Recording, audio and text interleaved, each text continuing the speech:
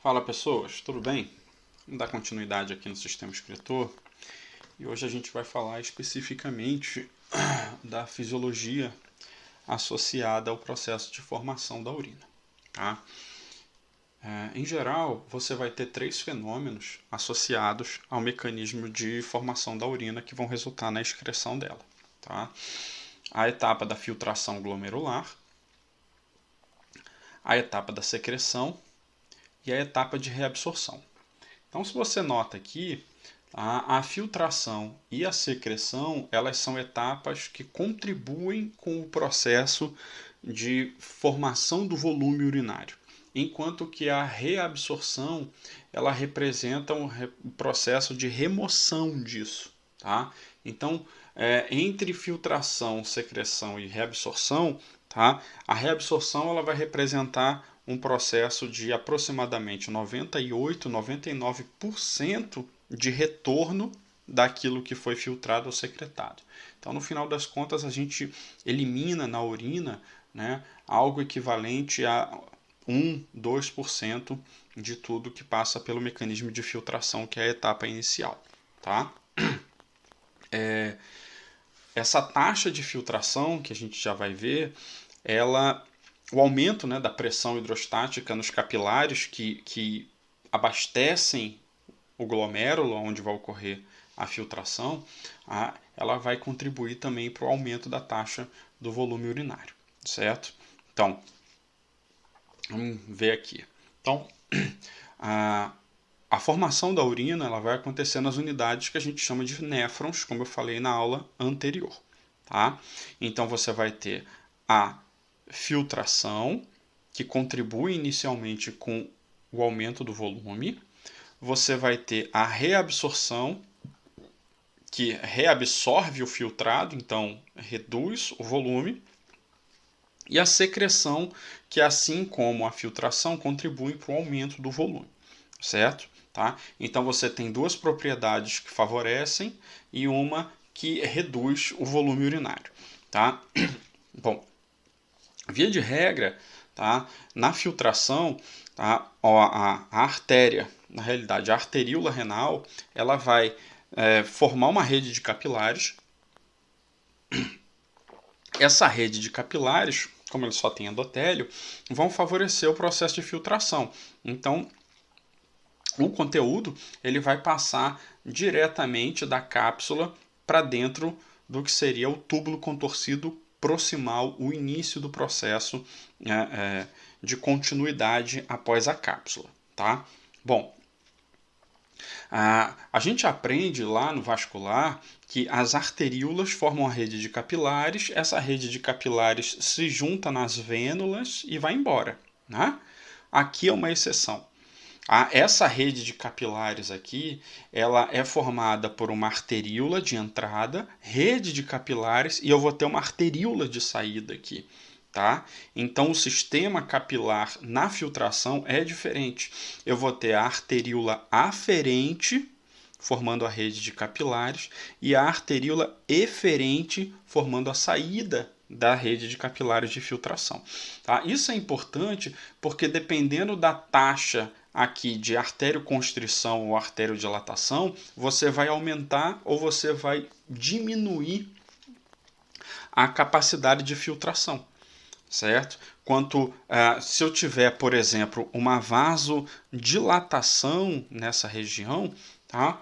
O volume de passagem aqui vai ser maior, então eu vou ter mais enchimento aqui e, consequentemente, a taxa de filtração aqui vai ser maior, certo? Tá? Só que, obviamente, não pode ser tão alta essa vasodilatação, porque senão a pressão que chega aqui é uma pressão muito baixa e aí sem pressão também não vai ter grande sucesso no processo de filtração. Tá? Então você tem todo um mecanismo de regulação que a gente vai ver mais lá para frente, em que eu vou ter uma regulação do fluxo vascular das arteríolas aferentes e das arteríolas eferentes para eu ajustar se a minha taxa de filtração vai ser maior ou se ela vai ser menor, certo? Então, moléculas de baixo peso molecular e que sejam íons eletronegativos ou moléculas eletronegativas, elas filtram com muita facilidade, certo isso? E como eu tenho a primeira rede de capilar aqui, e essa arteríola eferente, ela vai desembocar aqui na frente e vai formar a rede de capilares dos túbulos contorcidos, tá? Então a gente tem que o órgão, a estrutura renal, a partir dos néfrons, ela tem uma vascularização gigantesca. Tá? Então eu tenho a primeira vascularização de acesso com rede de capilares, que é onde ocorre a filtração, e a segunda rede, onde eu tenho a secreção e a reabsorção. Tá? Então isso faz com que o fenômeno de filtração e formação da urina ela seja muito eficaz. Bom, vamos beber água.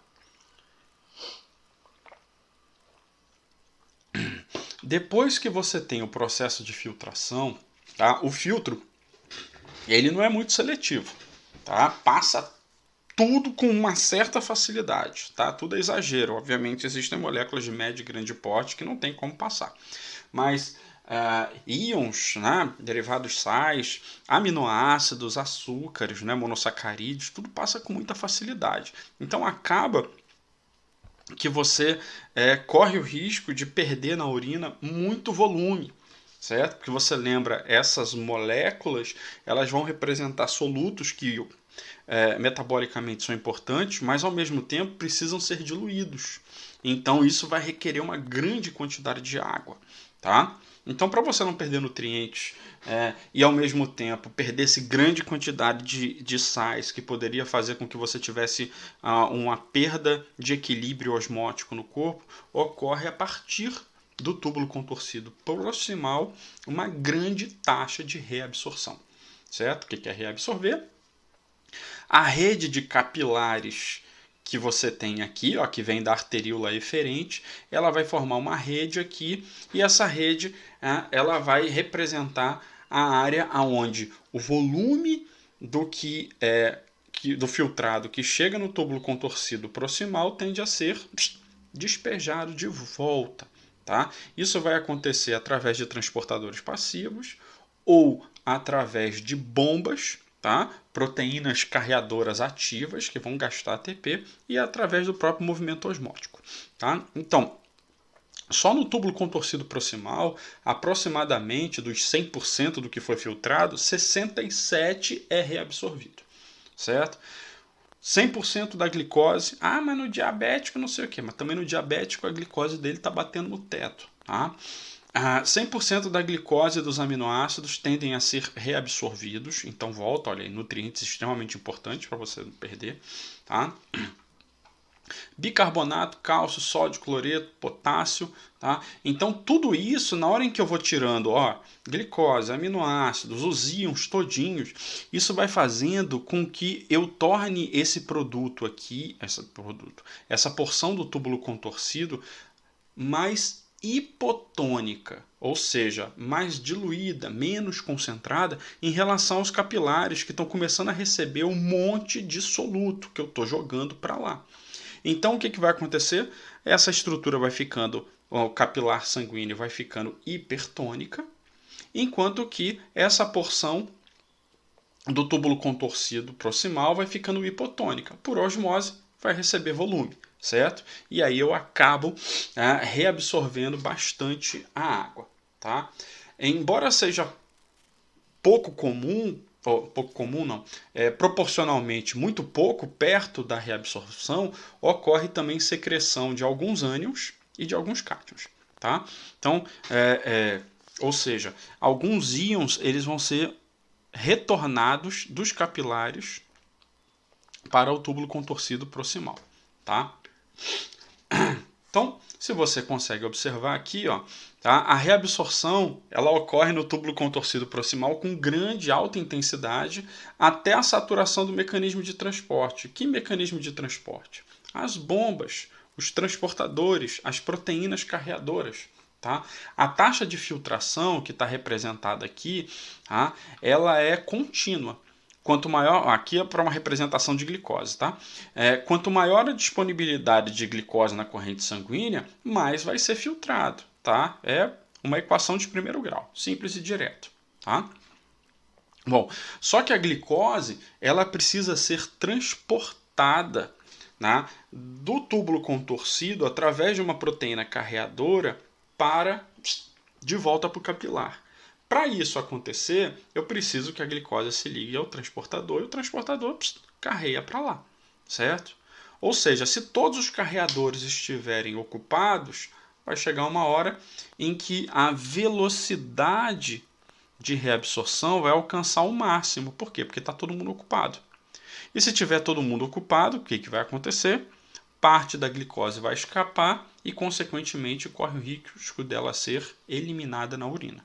Tá? É o que acontece, por exemplo, nos sujeitos que são diabéticos, que estão com pico, né? A glicose está desenfreada, então eles acabam perdendo glicose na urina, porque não tem como reabsorver tudo, que já é muito. Tá? E essa representação que a gente tem aqui para a glicose, ela vale também para aminoácidos, ela vale para os íons, certo? Então, a reabsorção ela alcança um limite, um ponto extremo. Tá? Bom, depois que você desce pelo túbulo contorcido proximal, tá? Você vai ter um afilamento dele que vai ser a chamada alça de Henle. Tá? Na alça de Henle, que é o afilamento do segmento, o que vai acontecer nessa primeira porção, tá? Você vai ter uma elevada atividade osmótica. A primeira metade da alça de Henle ela é altamente permeável. Tá? Então isso significa o quê? Que eu vou reabsorver água aqui, e isso vai fazer com que eu jogue água no sistema capilar. Tá? Essa rede de capilares aqui, que está recebendo o produto da reabsorção, ela tende a ser chamada de vasa recta. Tá? Bom, então eu reabsorvo água, tá? E isso vai fazer com que o volume de tudo que foi filtrado diminua e que essa porção aqui da curva da alça de Henle ela se torne mais hipertônica, tá? Aí você fala, bom, se a vasa recta acompanha a rede capilar, então, se ela está a rede da alça de Henle, se ela está ficando aqui recebendo água, então ela vai diluir aqui, então ela vai ficar tecnicamente hipotônica em relação aqui que se tornaria hipertônica. E isso ia fazer com que a água voltasse por secreção. Isso não acontece porque a segunda metade da alça de Henle ela é impermeável à água, certo? Então aqui não existe movimento osmótico, mas em compensação, na porção ascendente da alça de Henle, você tem uma grande quantidade de transportadores de bombas de sódio, cloreto, potássio, bicarbonato e cálcio. Ou seja, entre a alça de Henle e o início do túbulo contorcido distal, você não tem movimento osmótico, você só tem bombeamento de íons. Quando eu falo bombeamento, é porque a grande maioria vai gastar ATP. Tá? Então, eu jogo os sais, os íons, de volta para os capilares na reabsorção, e isso vai fazer com que esse ambiente aqui do túbulo contorcido se torne hipotônico em relação ao capilar que vai voltar a ser hipertônico. Tá? Então isso é tudo intencional, tá? De tal maneira com que você tenha uma estratégia para que lá no final eu faça mais um movimento osmótico potente. Tá? Então aqui a gente nota que no início da alça de Henle eu tenho 300 miliosmos, tá, por quilo de água. Tá? E isso favorece com que eu tenha uma alta reabsorção de água por movimento osmótico, uma vez que no capilar a estrutura vai ser menor. Aí quando eu chego aqui embaixo, na curvatura da alça de Henle, Esse movimento osmótico vai fazer com que haja um aumento de concentração aqui. A pressão osmótica vai aumentar. Então vai de 300 para 1.200. Como vai para 1.200, significa que esse ambiente aqui se tornou hipertônico. Se houvesse permeabilidade no segundo ramo da alça, a água ia voltar pela secreção e aí a sua urina ia ter um volume monstruoso. Tá? Para evitar que isso aconteça, a segunda metade da alça de Henle ela é impermeável e você vai ter bombeamento de íons, tá? Pela reabsorção de sais, que vai fazer com que na hora em que você suba aqui, ó, tá? Pela alça de Henle e entre pelo túbulo contorcido distal, tá? A concentração osmótica seja muito baixa e isso faça com que essa estrutura ela se torne muito hipotônica. E aí, meu filho, na hora em que você começa o túbulo contorcido distal, você ainda tem um pouco de uma área impermeável, então ainda não tem movimento osmótico, você continua tendo reabsorção de sais e, consequentemente, a diferença osmótica vai só aumentando. Você vai tornar com que essa porção do túbulo contorcido distal e o início dessa curva, que é o duto coletor, torne um ambiente altamente hipotônico. Tá? Então aqui ainda tem volume, mas esse volume vai ser reabsorvido. Tá? Então, entre o final do túbulo contorcido distal e o início do duto coletor, você vai ter ainda a reabsorção de sais, de íons, melhor dizendo. Você tem alguma secreção também, tá? Mas principalmente você vai ter uma alta reabsorção de água. Tá? Quando você reabsorve bastante a água, isso vai resultar num mecanismo de concentração da urina e redução de volume. Tá? As células que vão fazer esses mecanismos de transporte, elas vão ser ou as células principais ou as intercaladas. As células principais vão reabsorver sódio e água, lembrando que a água é por osmose, e vão secretar potássio. Tá? As células intercaladas, elas trabalham ajustando a variação de concentração de íons para que haja um equilíbrio ácido-base, obviamente não na urina, que vai ser eliminada, mas principalmente na corrente sanguínea. Tá? Então, quando você considera específica... Desculpa, só voltar aqui. Então, o que chega aqui no final do duto coletor já é o que a gente vai chamar de urina. Isso é a urina.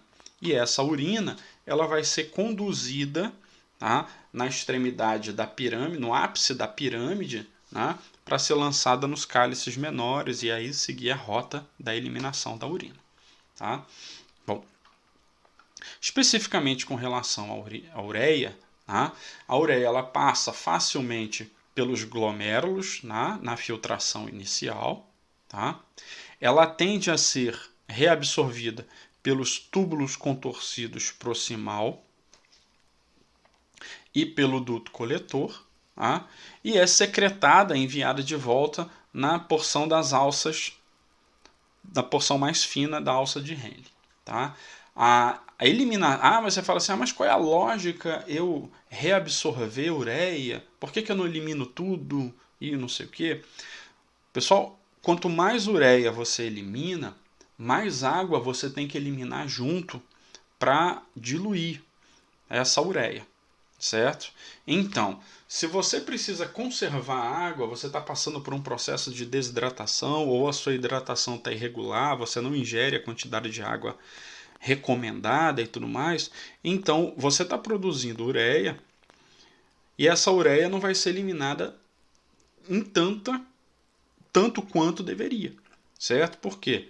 Porque você está num processo de hidratação inadequada. Se você tem a hidratação adequada, o processo de reabsorção de ureia é baixo, então a eliminação vai ser regular e vai ser mais alta. Tá? Então, A capacidade renal de concentração ou diluição da urina deve-se, primeiro, à geração de um interstício medular hipertônico, certo? Tá? Então, isso faz com que a sua urina seja mais concentrada.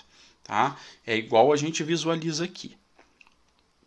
Você vai ter que do túbulo contorcido proximal à alça de Henle, a característica principal aqui vai ser o transporte osmótico, porque o túbulo contorcido proximal já fez o transporte de íons. Então, já tornou esse ambiente mais hipotônico, eu faço reabsorção.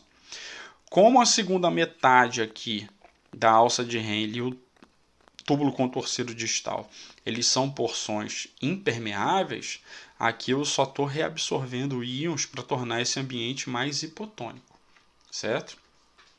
Então, quanto mais eu reabsorvo íons aqui, mais isso vai favorecer com que a minha urina seja mais concentrada, porque eu vou fazer uma reabsorção de água aqui com alta intensidade, principalmente na porção do duto coletor. Por quê? Porque o duto coletor ele trabalha por influência do hormônio antidiurético, tá? A chamada vasopressina, certo?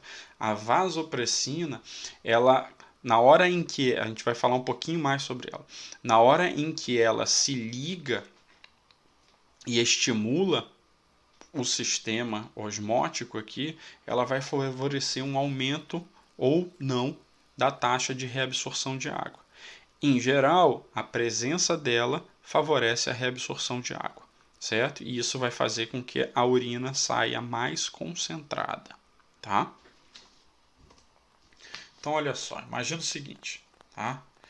Você tem o péssimo hábito de ingerir pouca água, tá?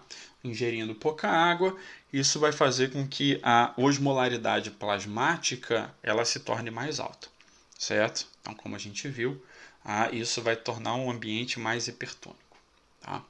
Bom, existem receptores localizados principalmente na região da faringe e na região do trato gastrointestinal que vão sinalizar esse tipo de informação além dos próprios pontos vasculares, onde eu tenho células com esses receptores. Essa informação ela alcança o cérebro e vai sinalizar para que o hipotálamo libere sinalizadores no controle homeostásico, a gente vai ver isso no sistema nervoso, que vai te estimular a aumentar a ingestão de água. Mas como que o meu cérebro faz isso? De várias formas. A forma mais fácil é reduz a produção e a secreção de saliva. Na hora em que você tem essa inibição da secreção salivar, a sua boca fica mais seca, e isso vai te induzir a beber água, certo? Na hora em que você bebe água, isso vai gerar uma sensação de conforto sua, e estimula os receptores na boca, os orofaríngeos, e no próprio tubo digestivo de sinalização de que você está enchendo o tubo digestivo com volume. Essa sinalização, a longo prazo, ela estimula a informação de que a osmolaridade plasmática vai voltar a ser regulada e, consequentemente, essa sinalização aqui ao hipotálamo vai cessar. Se você não tiver essa sinalização, a osmolaridade continua alta e, consequentemente, isso pode fazer com que você continue sinalizando. Se você bebe água demais, a sinalização de alteração osmótica ela pode fazer com que a osmolaridade, ao invés de subir, diminua. E aí isso gera um outro problema que vai fazer com que, entre outras coisas, a pressão arterial possa diminuir, mas a gente vai falar isso daqui a pouco. Então, especificamente com relação à vasopressina e o hormônio antidiurético, Tá? A vasopressina é um dos hormônios que são produzidos no hipotálamo, mas que ficam armazenados na neurohipófise, né? Na hipófise posterior, junto, por exemplo, com a ocitocina. Na hora em que os receptores de pressão de volume eles indicam, né, a sinalização da alteração da osmolaridade sanguínea, isso vai estimular, como a gente viu, a liberação de ADH. Na hora em que o ADH cai na corrente, tá, o ADH, em osmolaridade alta, ele vai sinalizar o aumento da reabsorção de íons e, consequentemente, de água no duto coletor. Na hora em que isso acontece, você armazena mais água e, consequentemente, a sua urina tende a ter um volume menor e ser mais concentrada. Quando a osmolaridade ela está baixa, quando que a osmolaridade está baixa? Quando você tem uma concentração de sais mais reduzidas, quando a pressão está mais baixa, tá? Quando o volume está muito alto. Tá? Aquela brincadeira estúpida de criança de ver quem é que bebe mais água de uma vez. Certo? Isso pode fazer com que a osmolaridade diminua. Tá? Quando a osmolaridade diminui, a sinalização ela deixa de chegar aqui. Tá? Então, consequentemente, o hipotálamo não vai liberar a vasopressina, e sem vasopressina não há estimulação no duto coletor de reabsorção de água e, consequentemente, o volume da urina vai aumentar e a urina vai ser mais diluída, mais clara, certo? Uma bela forma de você simular um efeito de osmolaridade baixa é ingerindo álcool, certo? Tá? Mas não é só ingerir álcool, é ingerir álcool em bebidas diuréticas, certo? Como cerveja. Tá? Cerveja não é como o uísque, em que o sujeito ele bebe, quem bebe bem, né? Bebe poucas doses, certo? Tá? A cerveja, o sujeito costuma beber muitas doses. Tá? E além disso, a cerveja, como ela tem um teor alcoólico mais baixo, as pessoas tendem a ter mais tolerância. Então o cara está tomando um montão lá daquela cerveja. O que acontece? O excesso do álcool inibe o hipotálamo a liberar a vasopressina, certo? Então eu não tenho liberação de vasopressina, tá? E eu estou bebendo altos volumes de uma bebida, certo? Então a concentração de álcool no corpo vai aumentando, eu vou inibindo o ADH e ao mesmo tempo eu tenho muita água sendo absorvida, muito líquido sendo absorvido. O que vai acontecer? A atividade renal vai continuar acontecendo e como o ADH ele não vai estimular a reabsorção, o sujeito vai urinar bastante, certo? O volume de urina o volume de água que vai entrar aqui vai ser o volume de água que vai sair. Basicamente, a taxa de reabsorção vai ficar muito comprometida. Tá? Por isso que a pessoa, quando ela ingere muita cerveja ou bebidas em grandes volumes com álcool, a tendência é que ela vá muito ao banheiro. Tá?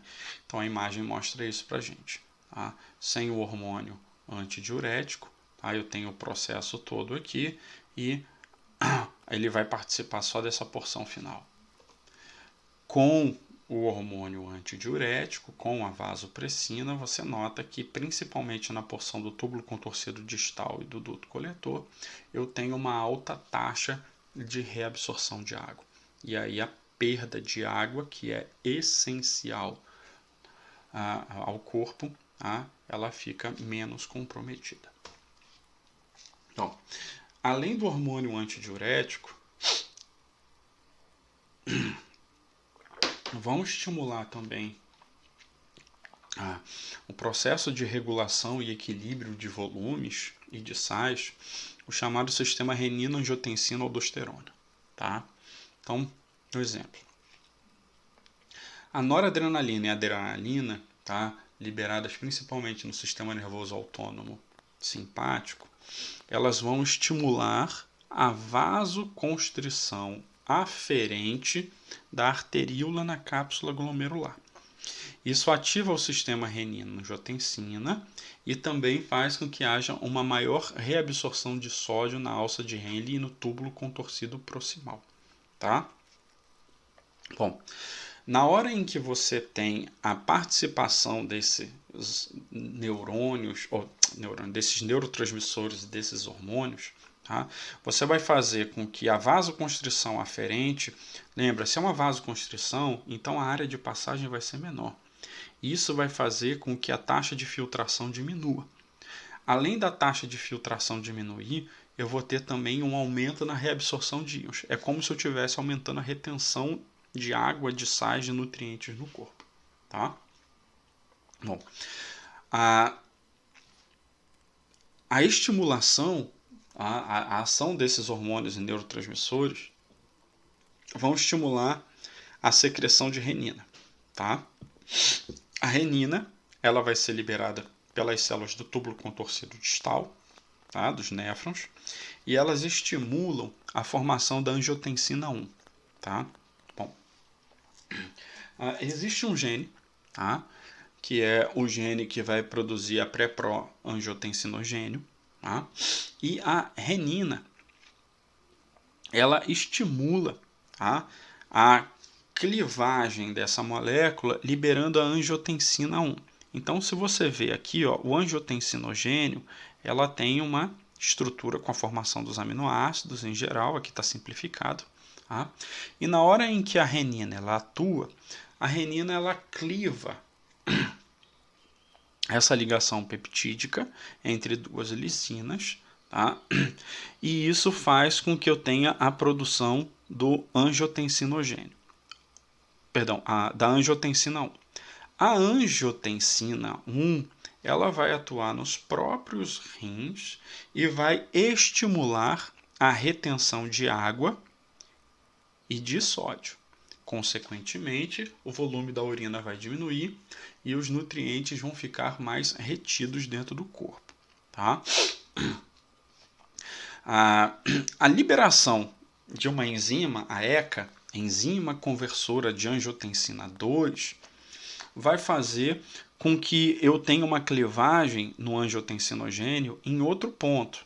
Tá? Eu quebro outra ligação peptídica entre uma histidina e uma fenilalanina, e isso faz com que ao invés de eu ter angiotensina 1, eu tenha angiotensina 2. A angiotensina 2 ela é um potente vasoconstritor, certo? Então, quanto mais vasoconstrição eu tenho na arteríola aferente, menos volume de sangue vai ser filtrado e, consequentemente, menos coisas vão ser perdidas na urina.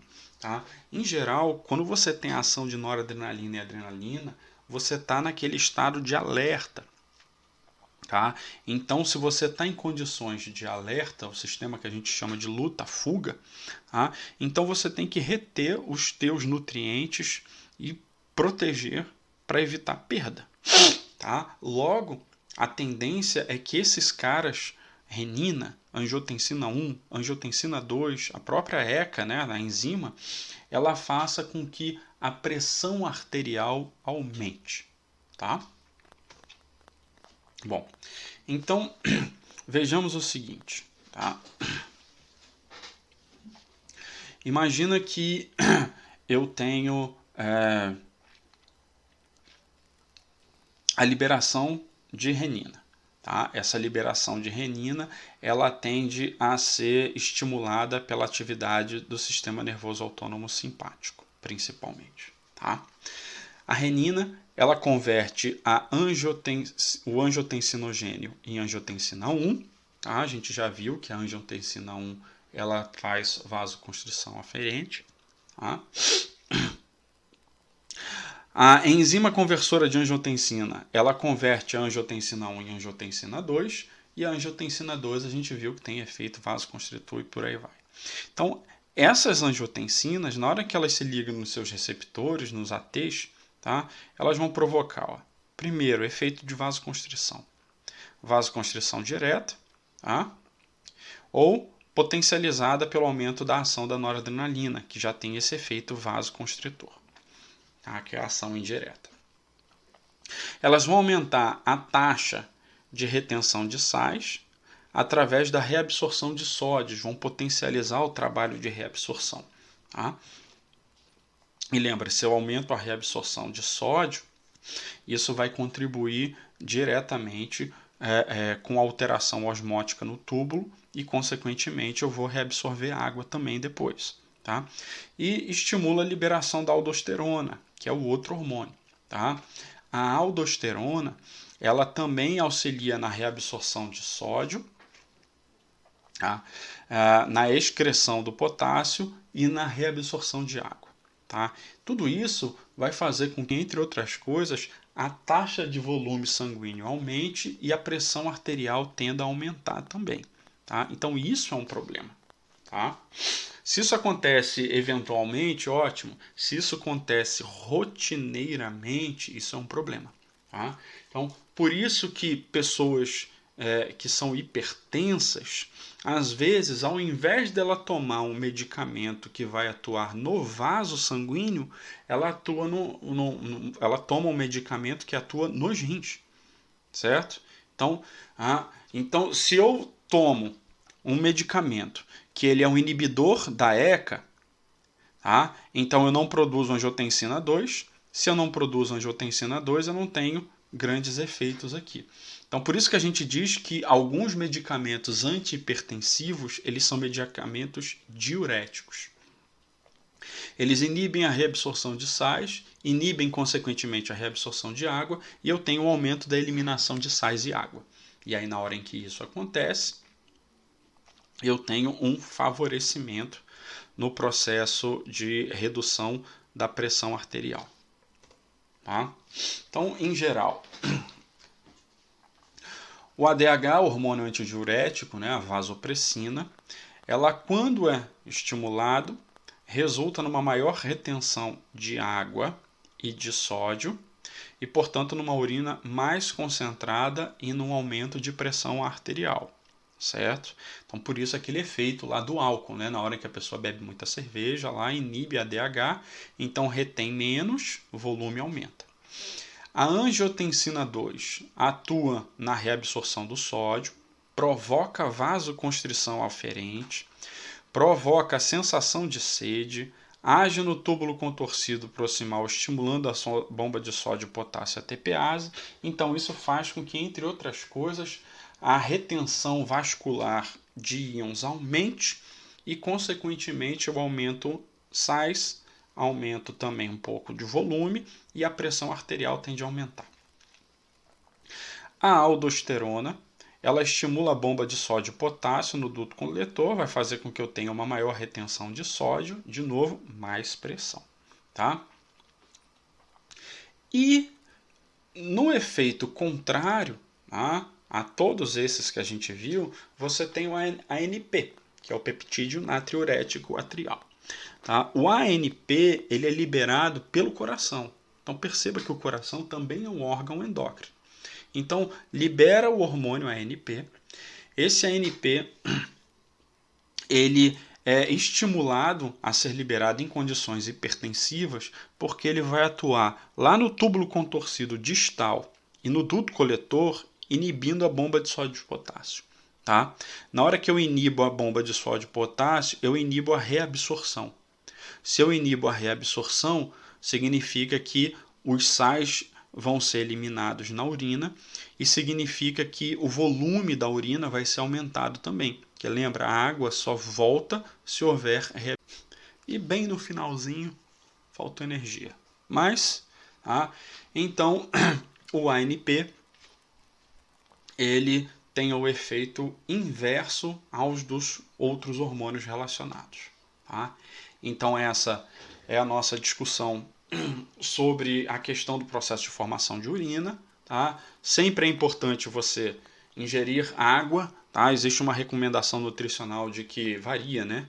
Mas que você ingira de 30 a 35 ml de água por quilo de corpo, então só multiplicar, então isso ao longo do dia, você fica acordado 14, 16 horas, 18 horas por dia, então faz essa ingestão para que a atividade renal funcione adequadamente e não force nada, tá bom?